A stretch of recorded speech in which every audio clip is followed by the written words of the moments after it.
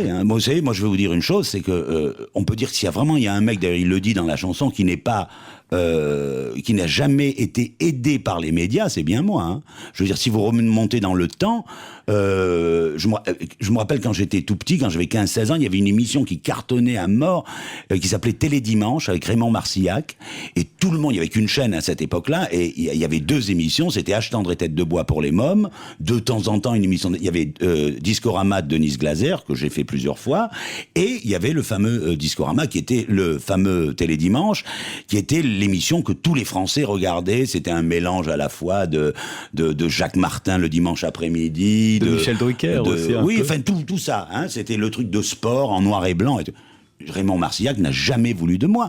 Quand les Gilbert et Maritie Carpentier, Dieu et leur âme, parce que c'était des gens de grand talent, je n'ai jamais fait une émission de Gilbert et Maritie Carpentier. Est-ce que c'est, alors je vais prononcer le mot, ne le prenez pas mal, mais est-ce que ça n'est pas qu'on vous a toujours considéré comme un has-been, quasiment, je dirais presque depuis le début de votre carrière? À chaque fois, on a l'impression que votre carrière est terminée, et ça doit être d'autant plus jubilatoire pour vous de sortir ce disque aujourd'hui, avec la fine fleur de la nouvelle scène française. Oui, mais j'en sais rien. Enfin, je me remets en question tout le temps.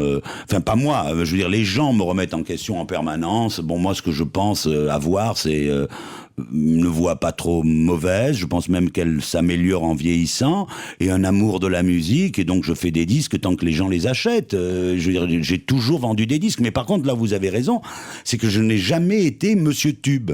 C'est-à-dire que j'ai plein de ce qu'on appelle des disques d'or, c'est-à-dire des chansons par décennie, j'ai dû en avoir à peu près 3 ou 4, par décennie. Hein. On oublie les années 60 où là c'était multiple parce que c'était les débuts.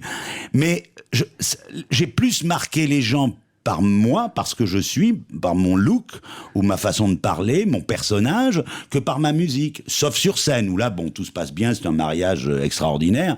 Mais je veux dire, comme j'ai pas été hyper médiatisé, malgré ce que beaucoup de gens peuvent penser, ben, il faut croire que j'ai de la personnalité, puisque quand je fais des émissions de télé, les gens me voient et... D'où l'intérêt de ne jamais changer aussi, et de rester... Mais je le fais pas exprès. Ce Dick Rivers qu'on a toujours connu avec la banane et les favoris. Oui. Ah oui, là, les favoris, oui. Mais la banane, bon, faut arrêter, là. Je l'ai sur la gueule, moi, les bananes, parce que je souris souvent.